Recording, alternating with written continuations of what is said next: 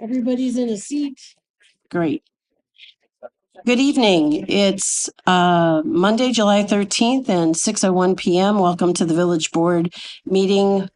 We're here at Village Hall in the boardroom. And if everyone would please stand for the Pledge of Allegiance. I pledge allegiance to the flag of the United States of America and to the republic for which it stands, one nation, under God, indivisible, with liberty and justice for all. Trustee Nazarian, would you read the land acknowledgement, please? Sure. Before we begin this evening, we would like to recognize the Seneca Nation on whose ancestral territory we are gathering. The present-day village of Fairport sits on traditional Seneca land. The Seneca Nation, with the Mohawk, Cayuga, Onondaga, Oneida, Tuscarora make up the sovereign Haudenosaunee Confederacy. With respect, we acknowledge the people of the Seneca Nation on whose land we now live. We honor their past, present, and future contributions to and stewardship of this land. Thank you. Megan, would you take roll call, please? Trustee Briggs? Here. Trustee Banaski? Hello. Trustee Wojka? Here. Trustee Nazarian? Here. Mayor Demeretz? Here. Okay, so should I wait? Make Jim wait? We have a guest here this evening. We'll be doing his appointment in a few moments, but I'll introduce Jim Keel. He's our new code enforcement fire marshal, code enforcement officer, fire marshal, and building inspector, and we'll be doing his appointment in just a minute. But thank you for joining us this evening. Okay, if anyone who's come in wanted to speak this evening, I forgot to remind you because we were all chatting away. There's a sign-up sheet right over there. Did everybody who wanted to speak this evening get a chance to sign up on the sheet? Okay. Megan, can we get the sheet? And we will open Citizens Forum at 6:04 before anyone comes up. Let me read our little guidelines for public comment. Letters will not be read, but will be added to the meeting minutes. The public may speak only during the meeting Citizens Forum and at any other time that the majority of the board allows. Speakers must be recognized by the presiding officer, that's me. Speakers must step up to the front of the room, actually to the podium, and please announce your name and your address. The remarks must be limited to 5 minutes unless a majority of the board allows them additional time. You may not yield any remaining time to another speaker. The board members may, with the permission of the mayor or presiding officer, interrupt a speaker during the remarks, but only for the purpose of clarification or information. All remarks must be addressed to the board as a body and not to individual board members. Speakers must observe the commonly accepted rules of courtesy, decorum, dignity, good taste, interested parties. And before I get to that, I'll give you the whole list of what that entails. No cheering, intimidating behavior, or clapping. All written communications may be submitted to the clerk treasurer at mac@fairportny.gov. And what the line that I skipped over was that all interested parties or their representatives may address the board by written communications. With that out of the way, do we have anybody on the list? We have 3 people. The first is Ginny Mayer, 51 Dewey Ave. Hi, Ginny. Come on up.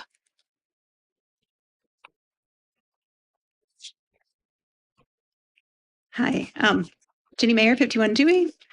I forgot my notes, so you're getting uncensored, Ginny, today. Let us know if we need to start going bleep, bleep.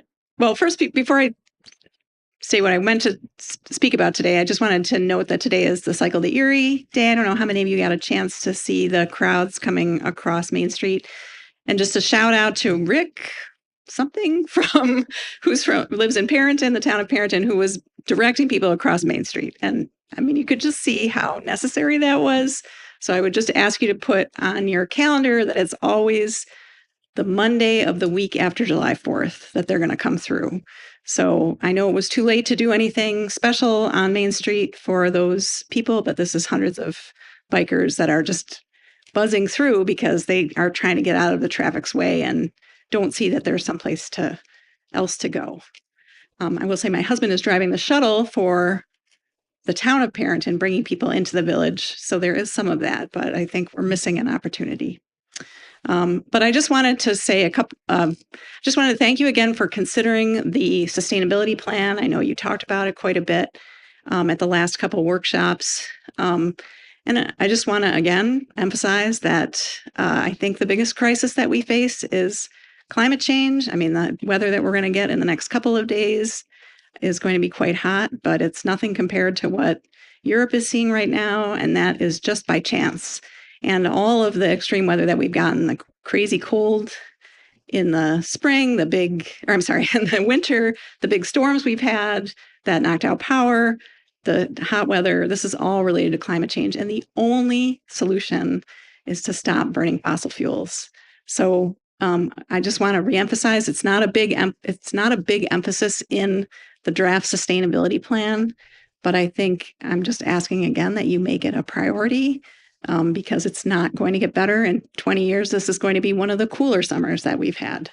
So just once again, making that plea.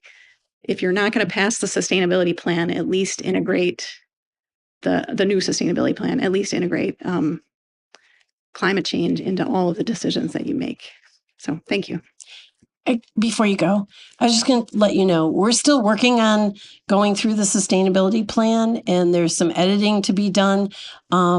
It's probably going to take this month, and then maybe we'll be close to like looking at the final of it in August. I don't want you to think that we're like not doing anything with it. It takes a lot of consideration from both staff and from the board, and we are taking it seriously. So thank you for sticking with us while we're working on it. Okay, thank you. Thanks. Okay, who's next? Michael Santarello, 10 Old Orchard.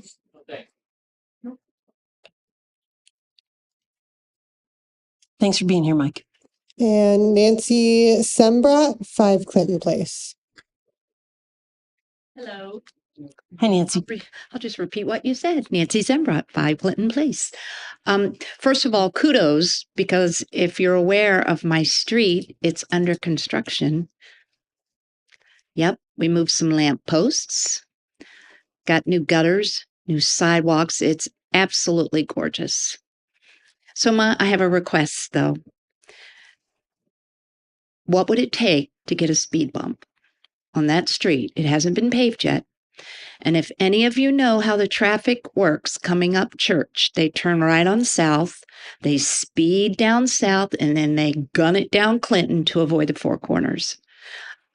I've lived there 30 years. I've been known to throw a ball in the street just to stop people because it's just an accident waiting to happen. So that's the first thing I wanted to say. I would love to have speed bump. And now that the road's being dug up and paved, what a great opportunity to add a speed bump. There's samples all over that you can look at. One that comes to mind right away is North Landing in Brighton, just off the top of my head. The other thing I'd like to say is, are we working on handling the e-bikes, I think they're called? So my husband and I were on the canal last night after getting ice cream. I'm sure you're all privy to what's going on. And a kid on an e-bike, there was probably 4 or 5 of them. One flew by us and my husband's like, don't say anything. I said, absolutely. And I did. And do you know that little turned around when he got past lefties, flew through lefties, scared the 2 rabbits. I thought he was going to hit them and came back. And you know what he told me to do? F myself. What is there? I was talking to my husband about it. He goes, nothing's going to happen until it's a law. And until you need a license and until the parents pay the insurance. And they're not going to want to pay the insurance for a 16-year-old to drive a bike. It's out of hand. Is anything being done? What I will tell you is there are communities across Monroe County who are all facing the same issue. So I know we don't typically do a question answer, but I just had this conversation with a couple people up here because I get emails about it as well. So there are communities across Monroe County who are looking at their code. We have things on the books. It's a very challenging it's a challenging situation because they're like in all different places. And unless you're right there, it's really difficult to be able to get the police there Oh, I in called. time. Yeah, And I will continue to tell anybody, call and report it to the police, because the more calls that we have, the bigger the awareness and the attention comes to it. And it's a problem all over our village. As I sat It on my was front awful. porch yesterday was Sunday. Last night I watched kids do wheelies with Mhm. doing 25 miles an hour on our street. And my comment to my colleagues was, that's a brain injury waiting to happen. Well, that's pretty much what my husband said. It's going to take someone to get deathly. I mean, I don't want to cause anyone.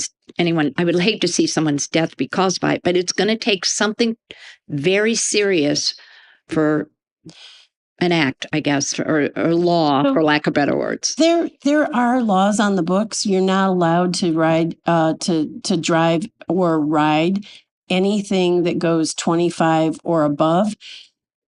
The challenge that you face is that the technology, while the mini bikes used to make lots of noise and they were motorized and gas powered and you could hear them coming, Right. it's a lot tougher to catch e-bikes because you can't hear them until they're right up on top of you. But I want you to know that we are looking at it. We're going to work across different units. So, I just announced Jim. Jim is with code enforcement and building inspection. We have a new police chief. He is coming in. He's going to be looking at this. We have, different parts to the code, and we have to work together as a team and go, how's the best way that we can address this with the limited, no police department has enough to put somebody on every street or every street corner to watch for them. But there is an increasing problem. There's a safety problem for pedestrians, for non-motorized bikers, and there's the safety problem that's those folks themselves, not only for vehicular traffic, but for themselves. Well, you have. So, I don't have to. I don't have to say it, but I'm sure you're aware. There's families that come here and visit, absolutely. and they're walking down the canal. Did you happen to see the comment on Facebook last night? The family. No, I Well, don't. there's a comment of a family that was here visiting. I believe she was visiting. Anyway, they were walking down the canal. Sure. And they spoke to the kid that rode by on the e-bike, and you don't want to know what he said to them. It was worse than what they said to me. It does not surprise me. And that would turn me away. So I'm Well- just frustrated because last night I saw so much of it, and then they gather on the Adirondack chairs outside the Royal Cafe, and they think it's hilarious. And it's not. So I filmed him. I videotaped him. He's like, and he just looked at me and smiled. Hope you got it. I was like, who raised you? That's what we're dealing with. There are challenges on the bikes, and then there's challenges with them off the bikes too. Mhm. And it's the accountability problem. There's all kinds of issues around it, Right. but we are trying to work on it and address it as best we can with like I said, Yeah. no community across Monroe County has the resources to put somebody on every street corner to watch for them, but we're going to have to figure out a way to address it. I know a few years ago, the city of Rochester had it wasn't a motorcycle task force. It was right around 2021.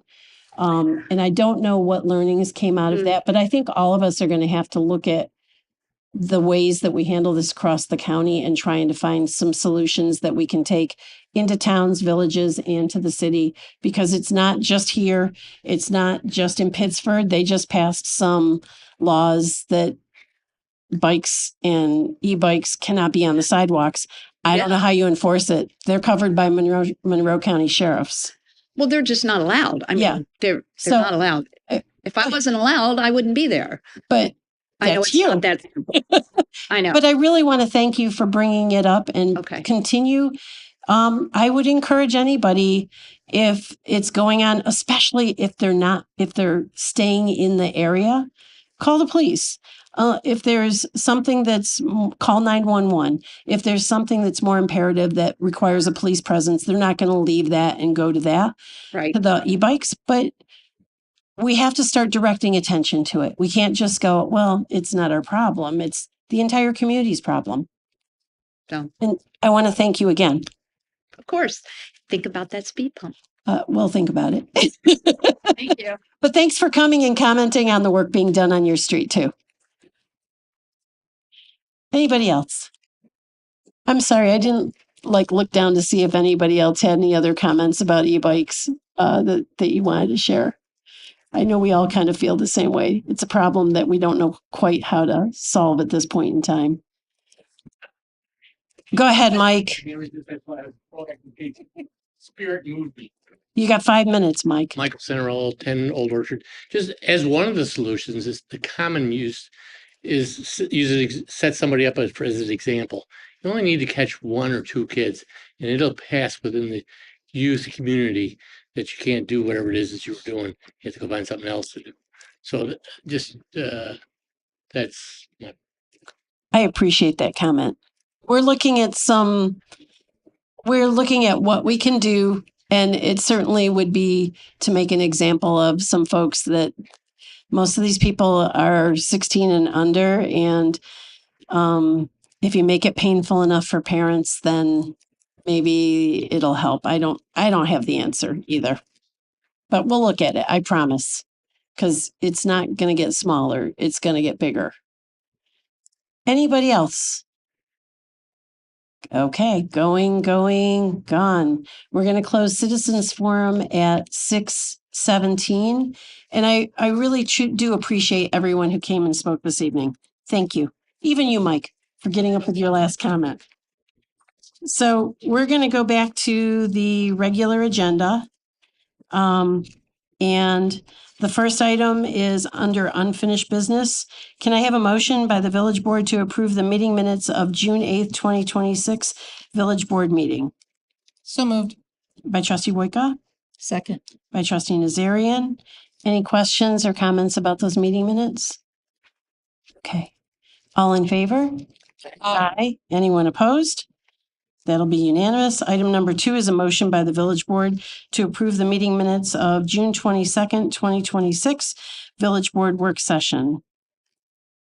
So moved. By trustee Nazarian, Second. by trustee Briggs.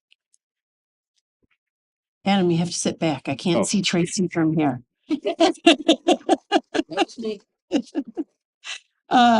Any questions or concerns about those minutes? All in favor? Aye. Anyone opposed? That'll be unanimous as well, which will take us to new business. And excitedly, can I have a motion by the village board to appoint James Keir as fire marshal, building inspector, and code enforcement officer for the village of Fairport effective June 22nd, 2026? So moved. By trustee Wojcika, Second. by trustee Banaski. We can open that up to discussion. So you introduced yourself to the board, but we're introducing you to the community. So thank you for being here tonight, Jim. Do you want to give us like a 30-second elevator pitch about this is your life?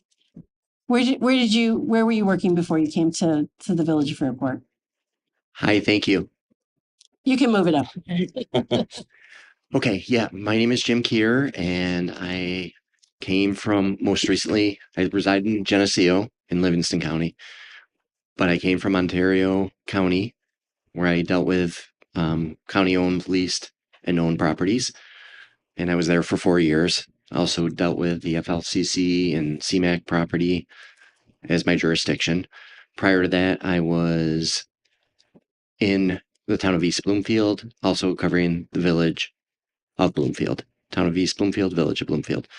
So I look at this opportunity, to hopefully leave my mark and hopefully continue on all the great things that are going on here.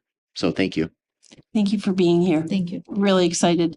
And Jim's not always in his office, but I hope that you'll all stop by and say hi. And we've had some great conversations already over the last week.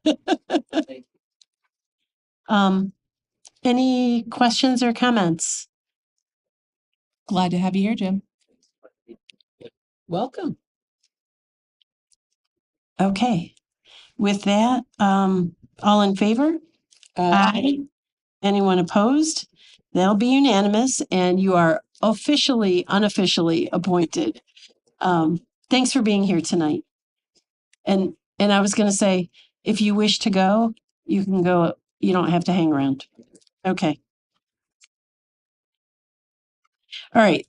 So we'll continue on with the agenda. Item number 2 is a motion by the village board to authorize West Avenue residents to close their street for their annual block party on Saturday, September 12th, 2026, beginning at 2 p.m.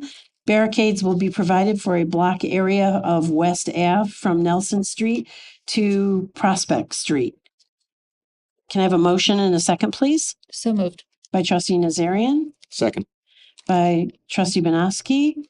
And questions or comments? You should be familiar with this. That's my block. I will be out of town though, so sadly I will miss it, but it is a super fun annual event. So, I was going to say, do you have any idea how many years this has been going on? well, I've been in the neighborhood 28 and it predates me. So 35, 40 years. Okay. Yeah. So it's definitely a village tradition. Yes. Any questions about the form? It's the same thing. Everybody knows that you can't block people off of the street, and no questions or comments or anything like that.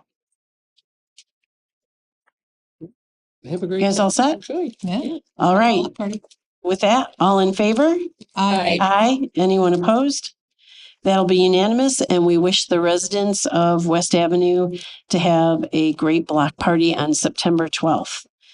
Item number 3 is a motion by the village board to enter into a fuel purchase agreement between the Village of Fairport and the Fairport Central School District for the period of July 1st, 2026 through June 30th, 2027, and to authorize Julie M. Domeretz as mayor to execute the agreement. So moved. By trustee Banowski, Second. by trustee Wojka. Same agreement that we've been in for multiple years, or is there anything new about this? Yeah. So, Can you turn your mic on, or you don't have to get close to it? Same operation we've had done before. Now we're just formalizing that arrangement that we've done the shared service with them for a long time. So Okay. this is just formalizing as it should be more contractual. Does anybody from the board have a question or comment? Could you just explain it a little more? I read through what they, I realized we're formalizing something that existed, but I'm not aware of what the agreement really is. It's just that it's saying, hey, that we're sharing this facility and that we're collaboratively and comprehensively purchasing fuel amongst the town, the school district, and us. And that we're going to pay, our portion of that because, we say, hey, on average, we use, 3,000 gallons of diesel a year. So they're buying all that. We're procuring that and getting pricing for those commodities. So we want to make sure that, hey, we're all a partnership in this. We're doing all this together. And it really is just formalizing that arrangement. This was a shared services thing that's been going on probably for over 20 years. And then I believe their insurance carrier was just saying, hey, we should just formalize that agreement and continue to do what we're doing. But it's just good to have a contractual arrangement, which it is. I agree with that. I feel the same way about a lot of things too. So, and that's all it was. So they reached out to us and stated that very thing. And that's why it's before you right now. So we go to the bus garage and fuel up our That is where we fill up. stuff? Unless they're School bills charging is- vehicles. And every one of our persons has a unique indicator that says, we go in there and we literally put in the miles of the vehicle that's there, what vehicle it is, who's doing it. So we track it all. So it's got checks and balances in it, making sure they're doing proper procurement, no one's stealing fuel or taking extra fuel, those types of things. So it tracks every single bit. And we review that every single month. It tells you who went in, what time they went in, when they left, what's going on. It's all in your vouchers that you approve every month anyway. Yeah, I was gonna say it's each month and it goes through. It's a very common practice amongst municipalities everywhere.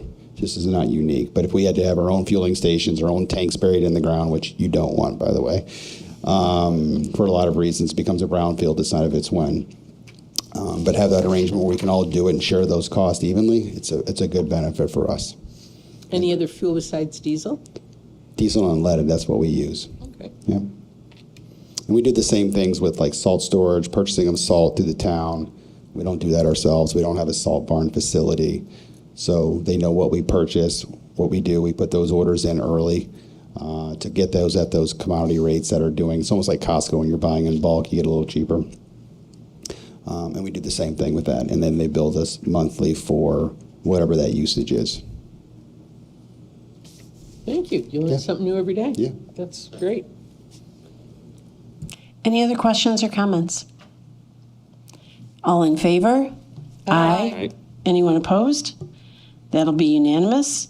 That'll take us to item number 4, a motion by the village board to declare surplus certain village-owned vehicles and equipment and discard them by means of public auction, sealed bids, or private sale. And the items are, I'm not going to go through all the VIN numbers, but a police vehicle number 934, which is a Ford Utility Explorer, fire vehicle 3427, which is a 2000 Ford F350, DPW number 9, which is a 2011 International Dump. I'm assuming that's a dump truck, right? Yes. Thank you. DPW number 47, which is a 2011 paint machine. Can I have a motion and a second, please? So moved. moved. Oh, Nazarian was the motion and Banoski was the second. Any questions about the vehicles? I'm just impressed we have a 2000 Ford F350 that's still running. I know. or is that? And you wouldn't believe it, but our central garage does a great job of that with maintenance of our vehicles and undercoating and rust prevention and intervals, and all those are tracked. So when these things are disposed of via surplus and they go to auction generally, we get a really top dollar for these vehicles because they are maintained so well. I mean, we use them, but they're low miles. They run 24/7, just like a police car. And so they generally do really well. And for most municipal fleets, that is the case. They are generally desirous commodities because they all know that most municipalities have their own maintenance schedules and maintenance teams and central garage fleets that are able to maintain that, track that in a very comprehensive way versus buying something that, you own at your house and maybe I get in every 10,000 miles for an oil change or whatever that might look like, right? So this is done and tracked very well, so. Any other questions or comments? All in favor? Aye. Aye. Aye. Anyone opposed? That'll be unanimous, which takes us to item number 5, a motion by the village board to approve the June 2026 financial statements for the village of Fairport and April 2026 and May 2026 financial statements for the Fairport Municipal Commission. So moved. By trustee Briggs, Second. by trustee Banoski. Megan, is there anything unusual that we should know about the financial statements for June for the village of Fairport? No, I was telling trustee Banoski when he was reviewing the bills, June's kind of boring on the expense side because the audit committee will tell you they look at 2 piles for the 2 different budget years. And since we're billed in arrears for most goods and services, a lot of stuff right now is getting booked back to May. That's paid in June and July. So that's why you don't see that many expenses right now other than payroll. But on the revenue side, we are considered to earn all of our tax levy and sewer rent on day 1 earned. And we receive most of that in cash by the end of the month. So on the revenue side, you saw a lot of activity. And how did tax collection go this year so far? Yeah, so far so good. As of last week, we were still getting stuff that was postmarked prior to July 1st. So we honor the postmark date, not the date we receive it. So we're still reconciling all the on-time payments, but it's very comparable to last year. Okay. I mean, yeah, by the end of the day, by the time we're closing out our charges and collections for every day for our deposits, it's not unreasonable to collect $150,000 a day. Can you say that? So Sorry. as we collect taxes, which is 50% of our revenue, the first month of our given fiscal year, it's not unlikely to see a $250,000 day collection every single day as we're collecting property taxes for the given year. So there's a lot of collections happening, coming in, those types of things. So And it's pretty common. I know we frequently hear from people who are unhappy with what's going on in the village. Those seems to be the people that we hear from, that we remember. But I'm asking you to share something about your experience during the month of July when people came in to pay their taxes. Or June, I'm sorry, June. Yeah, I think we had a lot more foot traffic this year just because people were nervous about the mail, and we just had some nice feedback about the way the village looks after the Main Street project and all the work that's been done. So it was nice to hear this year. Thank you. Thank you. Any other questions? All right, Brian, do you want to share anything from FMC? I know Holly covered this morning that a little bit about seeing most of the revenue came in January, February, and March, and now it'll start to tip downward because Right, since we're winter peaking, we sell a larger share of kilowatt hours sold in those winter months. So if you're getting your last kind of cold months, March, April, the time you start collecting those, which is a 8 week process, you're finalizing those collections around June most of the time. So as we head into summer, the bills generally go down. You're not having electric heat that's kicking on.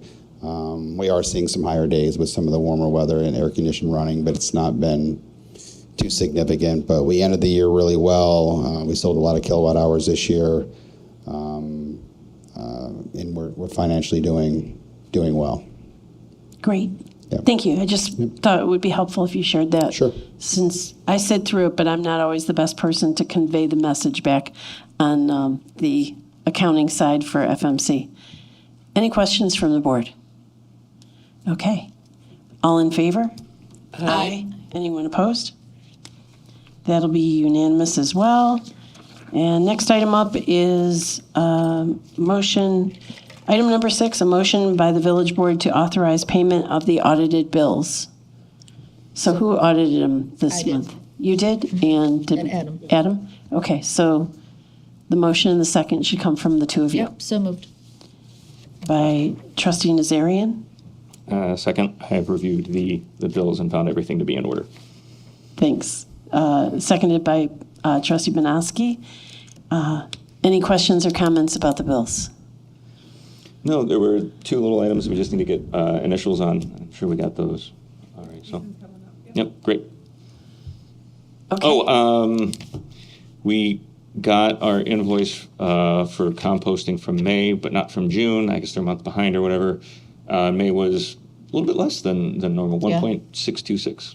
Okay, we'll have to start promoting that again. Yeah. All right. With that, so 1.626 was the number? Yes. Yeah. All in favor of the payment of the bills?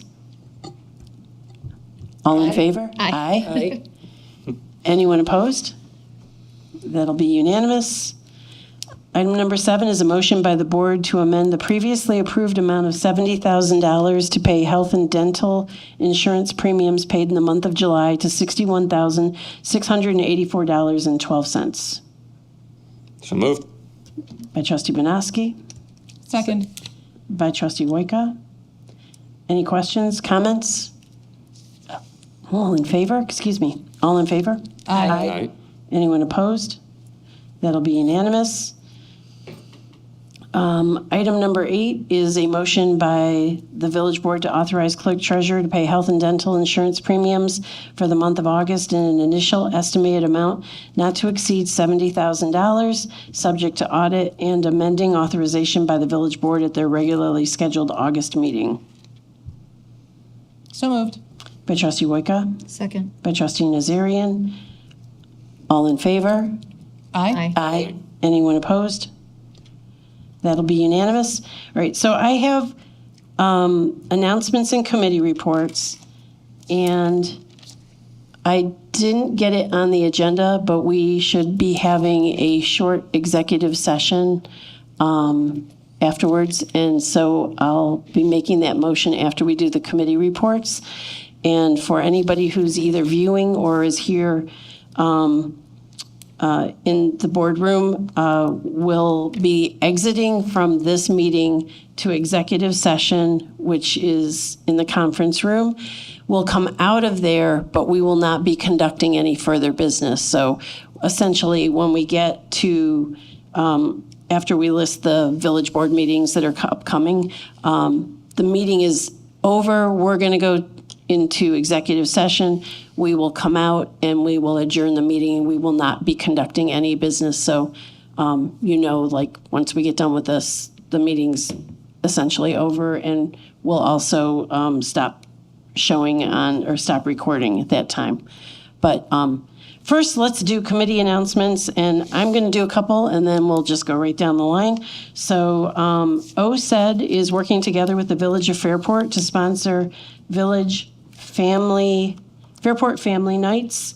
They will be on Wednesdays. Where, of course, did I put that? Here it is. They will be on Wednesdays from 6 to 8 p.m. on Lithbridge Lane West. They will be specifically around family activities. And while I don't have the definite schedule of who's coming when and all the signed agreements, expect maybe some reptiles, expect maybe some goats. I think there's also maybe some face painting coming, but all family, children activities. And the restaurants have been alerted that we'll be hopefully bringing families down on Wednesday evenings from 6 to 8 p.m.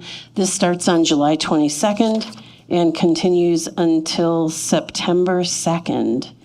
And you can also expect games and maybe some popcorn. So we're really excited. OSED is helping the village sponsor those events.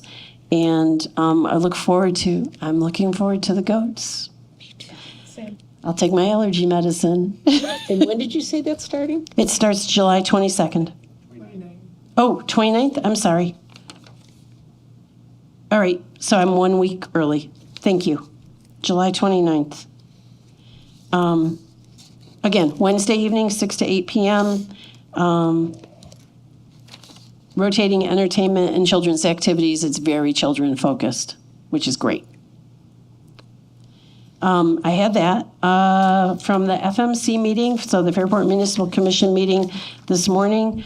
There was discussion about a little bit of discussion about the peak winter usage, which was 106 kilowatt hours. Am I getting that right? Megawatts, sorry. Oh my gosh. Megawatts. And then that was the winter peak was 106 megawatts. The July peak so far has been 86 megawatts, a little bit over our daily allocations, but not terribly far over it. And a little bit of discussion about the events that went on. We've had some strong wind events and then the thunderstorm.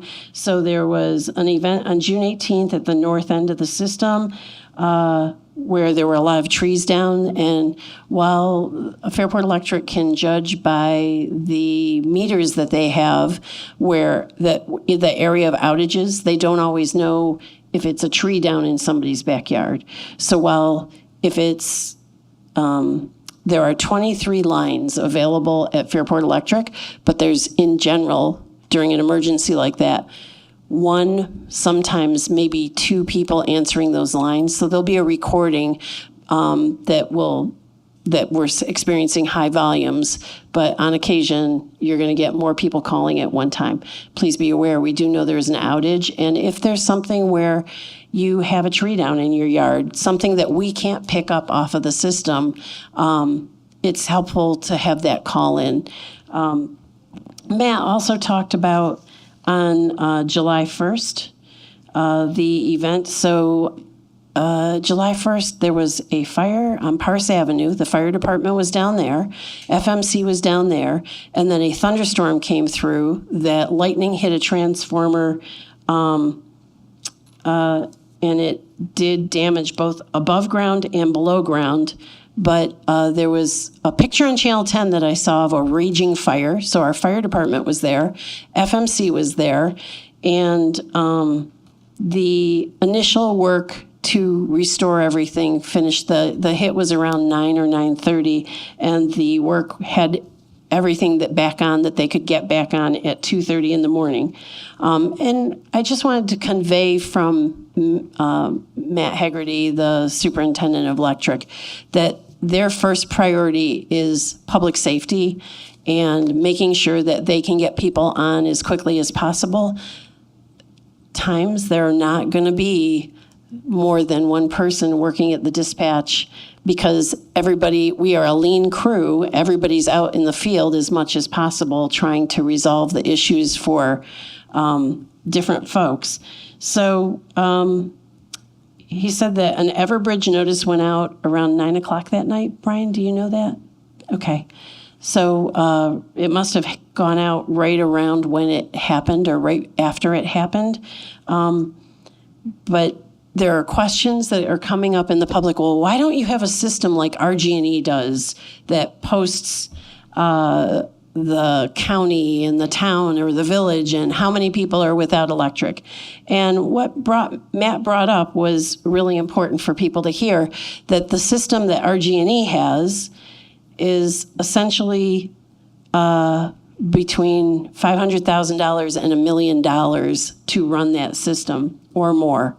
And for a small municipal electric company like Fairport Electric, although we are one of the largest municipal electric companies, it's way outside the price range of what our ratepayers could handle in terms of cost to do something like that.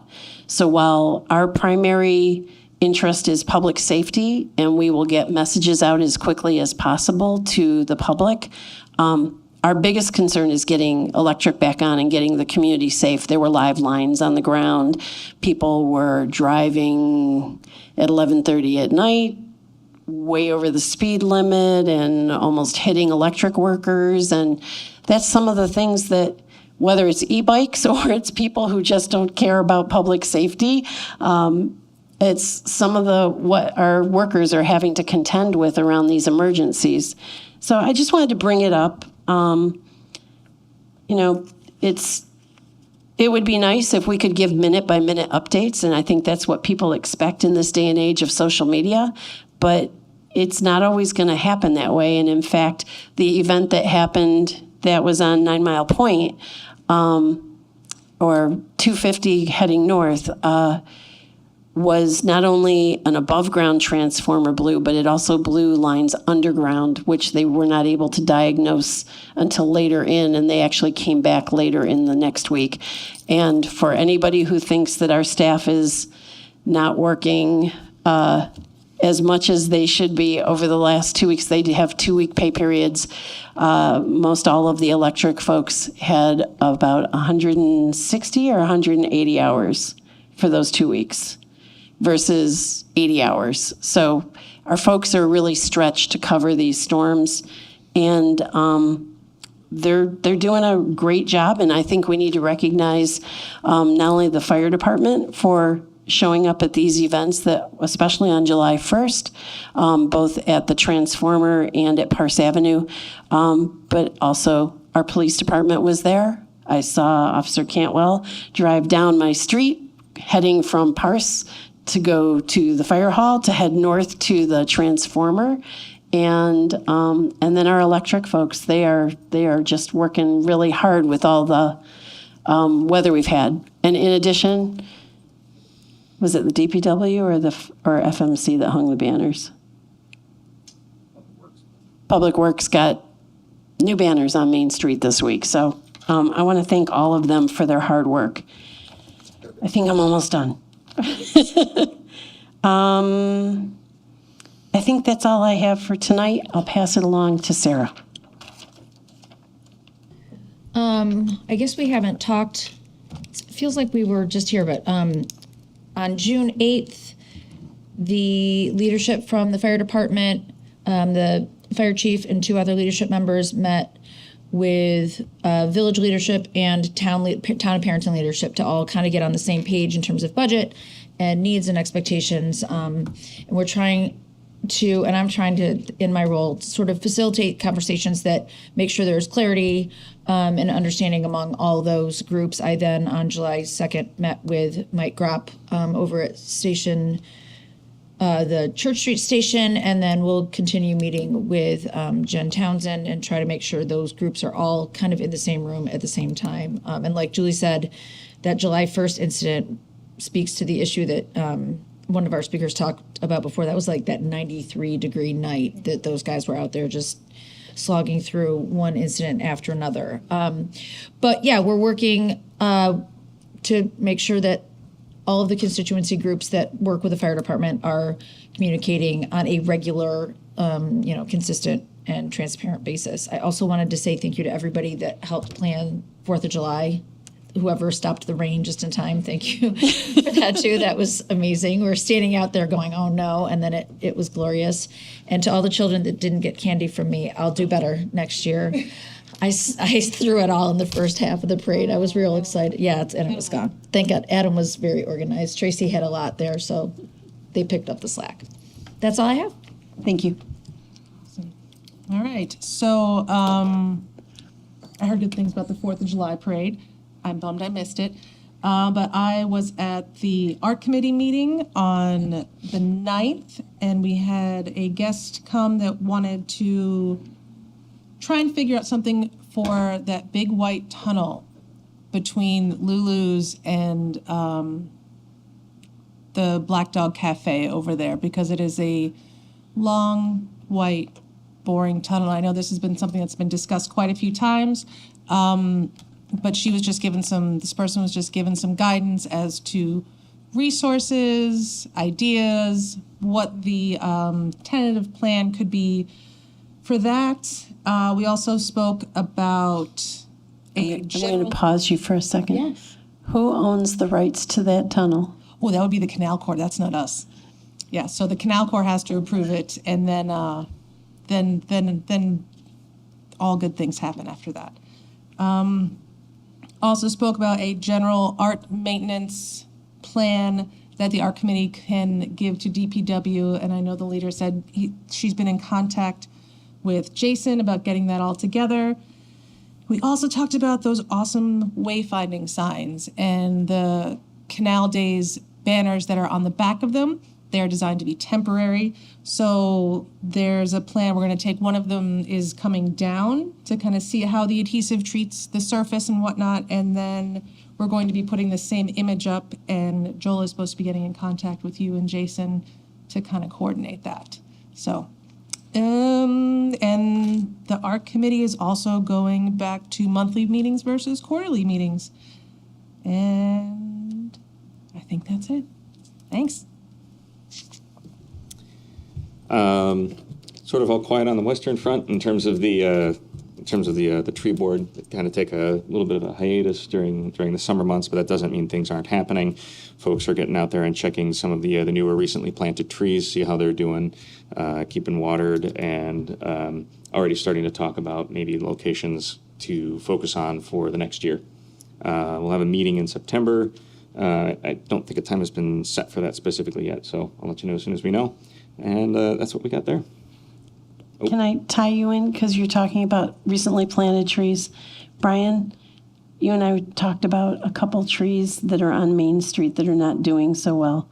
Can you give a very brief update to the board about those trees? It's trees and other things, but the general contractor for the streetscape project is going through their punch list items to do any warranty work that's required. There's sidewalks that have to replace that didn't make it through the season or have pitted. There are certain trees that just didn't make it through the winter that died that will be replaced. Various small little things like that. So all that's being worked through and coordinated with the general contractor to go and do it. So it will be done this year. So I just wanted to tie in with the trees because there's some trees on Main Street that aren't doing so well. Yep. Thanks. Onward to Tracy. And I think just during Canal Days, I was talking to some of the merchants, and some trees did get replaced already. So that's nice. Okay. We'll cycle the Erie. I guess there's 600 people that are participating this year, so that's always really exciting. And again, the shuttle bus is to bring the bikers into the village, and certain merchants are staying open longer so they can come into the village and enjoy what we have to offer. Personally, I love the gazebo concert series, so that has started. So Tuesdays at 10 o'clock is child-centered, and tomorrow the dinosaurs. No, tomorrow's magic, actually. And then the Thursday night series, and that's always wonderful to have live music for an hour, right? And that's very highly attended. And the Public Arts Committee. Next year, well, the duck race money is put into a fund, and the Merchants Association dedicates that to the public arts. And it could be performance theater, visual, but anything supporting the arts in Perrington and in Fairport. So we've been we have been saving our money because large purchases of public art are upwards $30,000 to $50,000. So it's not like you can't get one every year. It takes us several years to build up a fund. But the Merchants Association has put in a request that next year is the 50th celebration for Canal Days. And they're asking that we, as a committee, try to facilitate a sculpture honoring the Erie Canal and hopefully get it so it can be unveiled at Canal Days. Okay, that's a huge lift for a public art project to come in less than a year, but we're going to try. So that's what we're going to focus on this month is getting the paperwork ready, getting the materials ready, getting the whole scope of being able to send out a call for art. Fingers crossed, if we can move fast, hopefully we can do that. But I think that's really nice that the merchants have put in a request that they want a piece of sculpture. Okay. With that, upcoming village board meetings, the next village board work session will be Monday, July 27th at 2026 at 6 p.m. And the next village board meeting will be Monday, August 10th, 2026 at 6 p.m. Meetings will be held at 31 South Main Street, Fairport, New York, second floor boardroom, which is where we are right now. And with that, I'm going to ask for a motion and a second for to enter into an executive session. So I would like to have a motion by the village board to enter into executive session to discuss the employment history of a particular individual. So moved. By trustee Wojka. Second. Tracy beat me. Okay. Trustee Briggs. And all in favor? Aye. Anyone opposed? Then we will call this a meeting. We're going to executive session. Megan, I will get you all the important notes of motions and seconds and time that we finish. And thank you all for being here this evening. Thank you for anybody who joined us online. Have a great evening, and we'll see you soon.